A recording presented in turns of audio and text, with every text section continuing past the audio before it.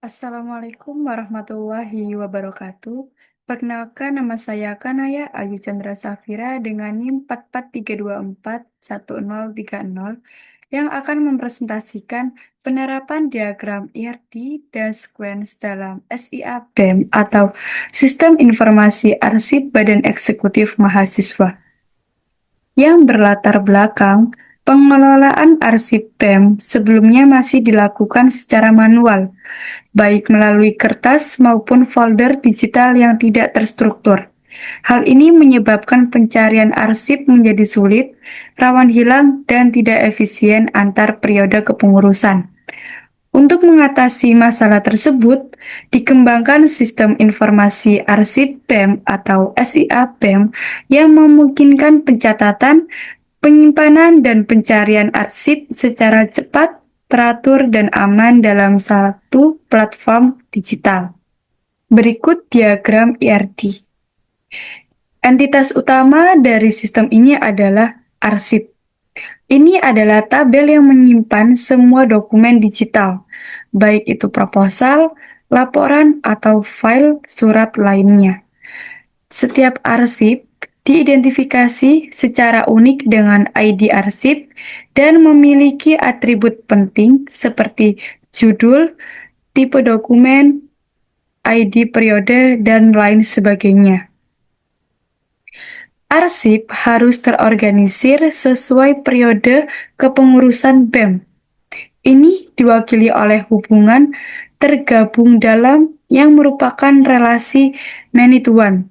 Artinya, banyak arsip dapat masuk ke dalam satu periode kepengurusan. Namun, satu arsip hanya milik satu periode tertentu. Ini menjamin kesinambungan dan pencarian arsip antar periode. Untuk dokumen resmi seperti surat masuk dan surat keluar, kita memiliki entitas surat dengan relasi dokumentasi file antara surat dan arsip adalah hubungannya one to one. Ini berarti setiap baris data surat beserta nomor surat, ID surat, dan lain sebagainya wajib didokumentasikan sebagai tepat satu file digital di tabel arsip. Ini memisahkan metadata surat dari file fisiknya. Selanjutnya, ada entitas pengguna. Entitas pengguna merepresentasikan semua aktor sistem yang dibedakan melalui atribut hak akses. Pengguna terhubung dengan arsip dan surat melalui hubungan one-to-many yang penting. Yang pertama ada relasi mengunggah, itu one-to-many. Satu pengguna, misalnya anggota atau unit kegiatan, dapat mengunggah banyak arsip. Tetapi, satu arsip hanya diunggah oleh satu pengguna. Ini penting untuk melacak akuntabilitas dokumen. Selanjutnya ada relasi penanggung jawab. Ini juga one-to-many. Satu pengguna atau biasanya admin atau sekretaris BEM dapat ditunjuk sebagai penanggung jawab banyak surat yang memastikan setiap surat memiliki owner yang jelas. Selanjutnya ada bagian paling penting dalam alur kerja ini adalah entitas persetujuan.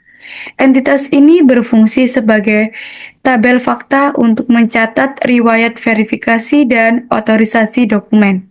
Arsip membutuhkan persetujuan. Kita melihat relasi membutuhkan sebagai one-to-many, di mana satu arsip seperti proposal dapat membutuhkan banyak persetujuan. Ini adalah kunci untuk mendukung alur kerja berjenjang. Misalnya, verifikasi admin dilanjutkan persetujuan ketua BEM. Selanjutnya ada relasi melakukan. Ini juga one-to-many. Satu pengguna atau ketua BEM dapat melakukan banyak persetujuan. Atribut di tabel persetujuan seperti ID pengguna pemberi, status, dan tanggal aksi memastikan kita melacak secara detail siapa yang menyetujui, apa statusnya, dan kapan dilakukan. Selanjutnya ada hubungan antar aktor. Yang pertama ada pengguna dengan surat one-to-many. Satu pengguna dapat membuat banyak surat, tetapi setiap surat hanya dibuat oleh satu pengguna. Contoh, admin membuat banyak surat keluar BEM. Selanjutnya ada surat dengan arsip one-to-one. Setiap surat memiliki satu dokumen arsip yang didokumentasikan. Contoh, satu surat keluar terdokumentasi sebagai satu arsip digital. Selanjutnya ada pengguna dengan arsip atau one-to-many. Setiap pengguna dapat mengunggah banyak arsip, sedangkan satu arsip hanya diunggah oleh satu pengguna. Contoh, anggota atau unit kegiatan mengunggah beberapa proposal kegiatan ke sistem. Selanjutnya ada arsip dengan periode kepengurusan atau many to one. Banyak arsip dapat tergabung dalam satu periode kepengurusan, tapi satu arsip hanya milik satu periode. Contoh, semua arsip tahun 2024 hingga 2025 masuk dalam periode kepengurusan yang sama. Selanjutnya ada pengguna dengan persetujuan, one-to-many. Satu pengguna atau biasanya ketua BEM dapat memberikan banyak persetujuan. Contoh, ketua BEM menyetujui beberapa proposal kegiatan yang diajukan. Selanjutnya ada arsip dengan persetujuan atau one-to-many. Satu arsip dapat memiliki beberapa catatan persetujuan, misalnya dari admin dan ketua. Tetapi setiap persetujuan hanya untuk satu arsip. Contoh, proposal kegiatan membutuhkan dua tingkat persetujuan, admin dan ketua. Yang terakhir ada pengguna dengan surat yang mendapatkan relasi penanggung jawab one-to-many. Seorang pengguna bisa menjadi penanggung jawab dari beberapa surat. Contoh, sekretaris BEM menjadi penanggung jawab banyak surat keluar.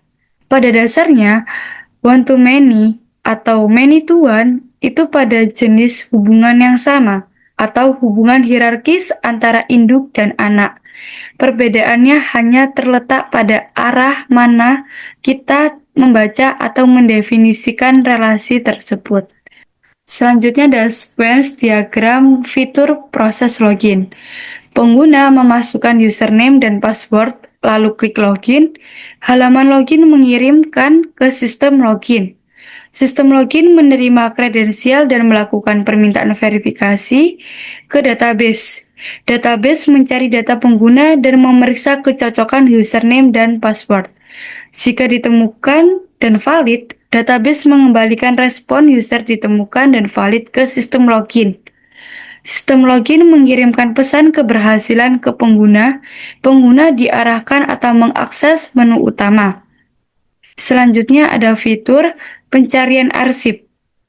Mahasiswa atau admin atau ketua BEM login ke sistem, pengguna mengetik keyword arsip dan klik cari. Sistem login mengirim permintaan ke database. Database mencari dan mengirim ke sistem. Sistem menampilkan daftar arsip hasil pencarian ke pengguna. Selanjutnya ada fitur upload dokumen. Pengguna mengunggah file dan metadata melalui sistem. Sistem upload memvalidasi data dan mengirim perintah save ke database. Database menyimpan file dan metadata, lalu mengirim konfirmasi penyimpanan.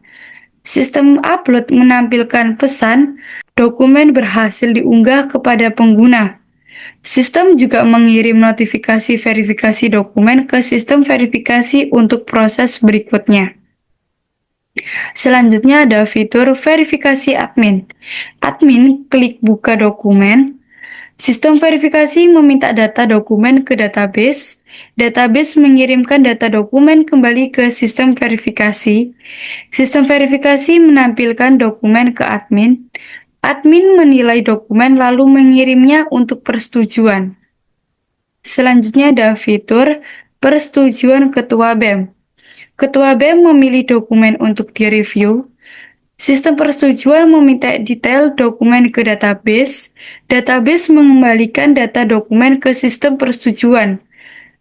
Ketua BEM menentukan keputusan dan mengirim setujui atau tolak ke sistem persetujuan. Sistem persetujuan melakukan update status ke database. Database mengonfirmasi status update, lalu sistem mengirim hasil persetujuan dan notifikasi status pengunggah mahasiswa atau admin. Sekian presentasi saya. Wassalamualaikum warahmatullahi wabarakatuh.